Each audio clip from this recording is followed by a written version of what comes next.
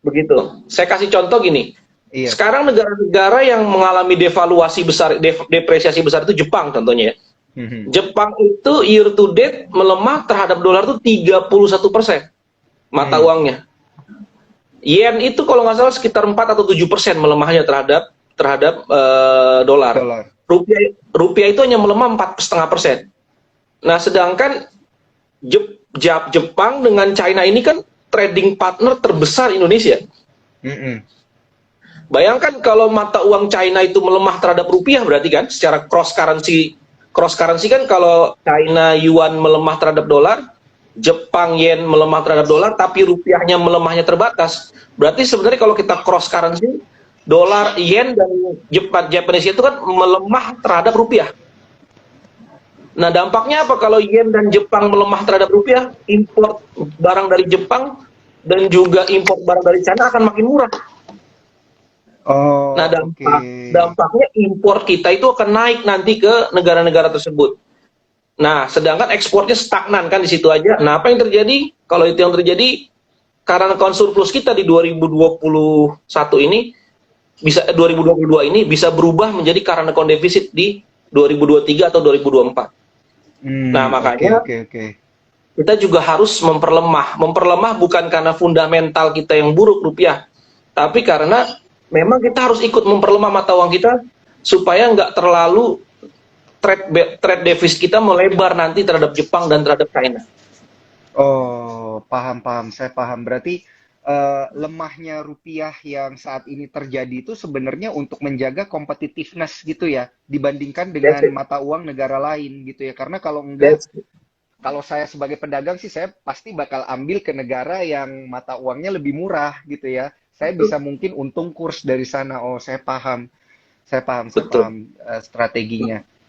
Betul. Makanya pelemahan rupiah itu pasti terjadi, tapi tidak masif. Tidak Mm-mm. masif pelemahan rupiah. Karena apa? Tadi kita mengalami karena surplus. Jadi yang dipegang oleh investor asing ketika dia mau beli bonds atau dia mau beli saham di Indonesia, dia akan lihat current account kita. Begitu current account kita itu surplus, dia tahu bahwa paling rupiah melemah terbatas.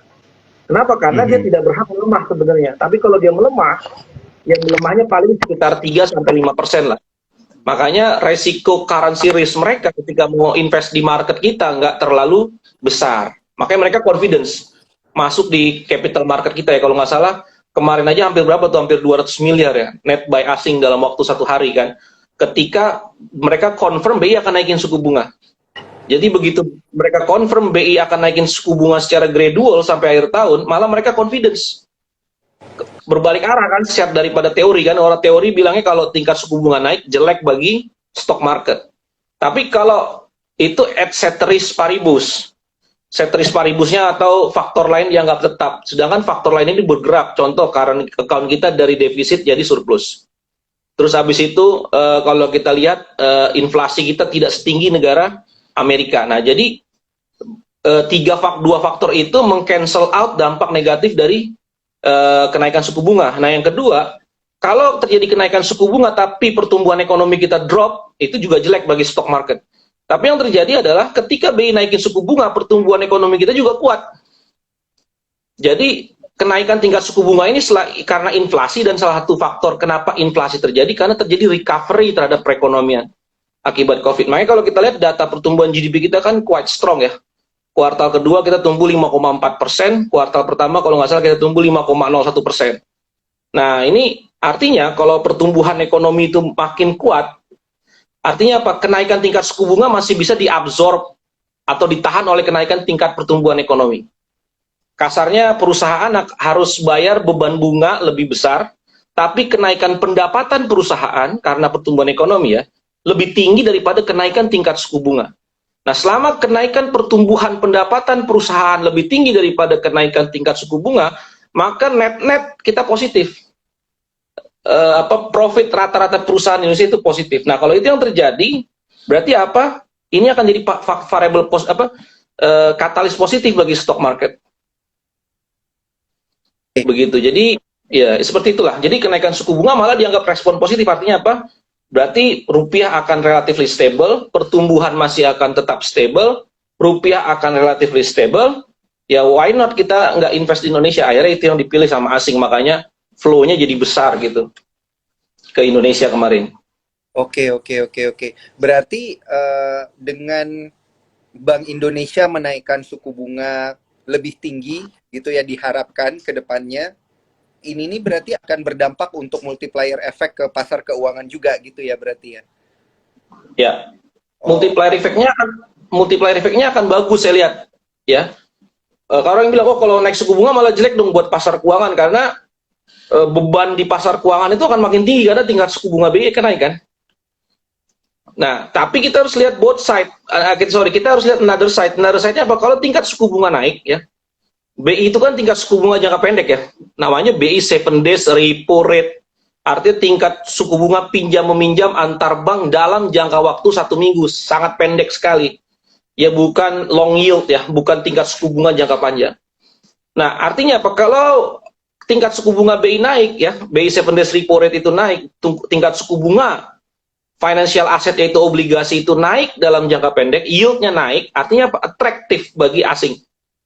Atraktif bagi asing. Contoh kalau misalkan kita sekarang kalau BI rate naik 25 basis point, berarti tingkat suku bunga yield ya, obligasi pemerintah ya, yang jatuh atau disebut dengan SPN ya, surat perbendaharaan negara. Orang kalau ingat, kalau di Inggrisin jadi treasury.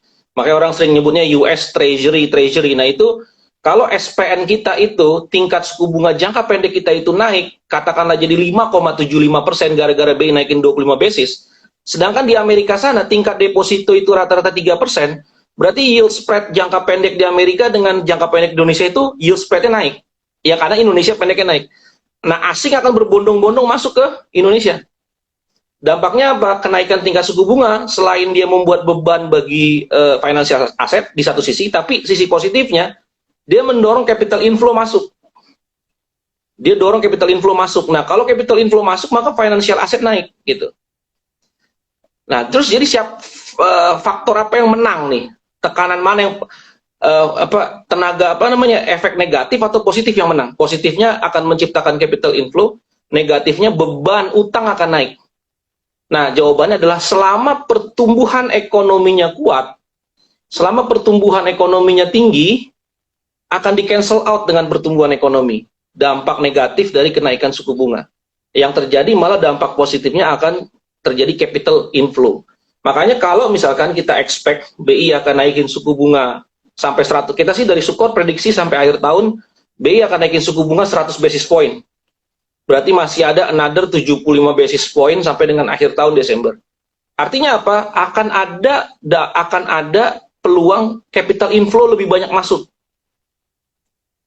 Kita harus melihatnya begitu, akan banyak peluang capital inflow masuk. Terus bagaimana dengan growth berarti? Kalau naik 100 basis, bagaimana dengan GDP growth berarti kalau begitu? Kalau GDP growth, kalau tingkat suku bunga naik, at least GDP growth kita kalau terpukul karena kenaikan suku bunga ya, paling-paling GDP growth kita di fourth quarter itu akan 5%. Tapi 5% itu still better, still good dibandingkan Amerika sekarang. GDP-nya terus kontraksi, ya quarter on quarter terus kontraksi. Lihat Eropa sekarang, Jerman, you name it lah, Prancis, itu semua GDP-nya kontraksi. China bahkan diprediksi GDP growth-nya cuma sekitar 2 atau 3% tahun ini, di 2022 ini. Jepang 2%, Korea Selatan 1%. Ya udah, kalau kita lihat relatif growth, ya tetap Indonesia yang menang. Makanya pasti capital inflow pun akan masuk ke sini gitu. Kalau kita expect bahwa pertumbuhan ekonomi di kuartal ketiga dan keempat itu akan tumbuh 5%, berarti laba dan juga pertumbuhan kredit perbankan itu more or less akan tumbuh lebih kencang lagi. Gitu. Balik lagi ke industri sektornya, perbankan gitu ya. Kalau pertumbuhan ekonomi ya perbankan ini ya, karena ada rasio profitabilitas yang meningkat gitu ya. Betul. Gitu. Jadi otomatis laporan keuangan perbankan di kuartal ketiga seharusnya akan lebih bagus dari kuartal kedua. Nah, kalau karena bank itu kontribut 30% dari stok market kita, bobotnya ya. 4 bank besar itu bobotnya 30% dari stok market kita. Maka begitu GDP growth-nya tetap kuat walaupun terjadi kenaikan tingkat suku bunga, yang which is kenaikan tingkat suku bunga juga sebenarnya menurut saya bagus buat bank. karena dia punya peluang buat naikin lending rate gitu ya. Paling kalau deposit rate-nya paling naiknya terbatas. Jadi net interest margin-nya stable. Jadi kalau net interest margin-nya stable, loan growth-nya lebih kencang. Iya. Di kuartal ketiga kelihatan dari data pertumbuhan kredit industri ya. Pertumbuhan kredit industri itu jauh lebih tinggi di Juli dibandingkan Juni. Artinya apa? Di kuartal ketiga loan growth itu akan makin kencang. Nah, kalau loan growth makin kencang, net interest marginnya flat, apa yang terjadi dengan bottom line-nya? Tumbuhnya lebih kencang. Nah, kalau bottom line tumbuh lebih kencang, nggak ada no excuse bagi asing buat nggak beli. Iya. Berarti Oh, jadi net, ya. multiplier efeknya banyak banget ya sebenarnya, apalagi Iya. ke saham juga. Betul. Jadi net-net positif kenaikan tingkat suku bunga ya. Kenaikan tingkat suku bunga BI kemarin dan mungkin akan gradual sampai dengan akhir tahun, itu malah akan positif nanti. Key factornya adalah selama growth-nya stable. Selama pertumbuhan ekonominya stabil di angka 5%, let's say inflasi itu 7% seperti prediksi kita, berarti nominal GDP kita itu akan tumbuh 12%. Nah, kalau nominal GDP kita itu tumbuh 12%, more or less, loan growth kita akan tumbuh seperti nominal GDP, 12%. Bayangkan kalau loan growth di akhir tahun 12%, berarti 4Q 2022, laba perbankan itu akan lebih tinggi lagi dibandingkan 3Q 2022. Jadi sampai akhir tahun, sektor perbankan ini masih akan bagus. Nah, kalau bank bagus, maka dia akan membuat broader stock market kita itu akan bagus karena dia bobotnya paling besar kan. Nah, itu akan dia mengangkat ke atas stock market yang lain gitu. Stock equity name stock lain gitu ya. Seperti itu. Nah, tapi Mas Mike, ini kita coba sebelum kita benar-benar masuk ke sektoral, tadi kan udah di teaser dikit nih yang perbankan kan. Sektor perbankan sih oke. Dan otomatis karena bobotnya dia besar di IHSG, dia bisa mendorong emiten-emiten lain ikut juga dibeli oleh para investor gitu. Nah, tapi kan tadi kalau kita lihat inflasi diproyeksikan 7% gitu ya sampai akhir tahun. Tapi suku bunga itu nanti paling naik 100 basis point maksimal di 4,5%. Tetap inflasinya itu lebih tinggi daripada suku bunganya. Nah, ini apakah bisa menunjang GDP-nya itu tetap di angka 5%-an gitu, Mas Mike? Sangat bisa. Sangat bisa. Karena apa? Karena tadi tingkat suku bunga kita ini kan sebenarnya udah turun terus ya. Apalagi pas COVID-19 kan dipotong terus oleh BI tingkat suku bunga kita. Jadi kalau terjadi kenaikan 100 basis point aja, sebenarnya kita udah expect awal tahun ya. Sebelum banyak yang bilang inflasi 7%, mungkin saya salah satu yang pertama kali nyebut inflasi di Indonesia itu akan 7%. Ya.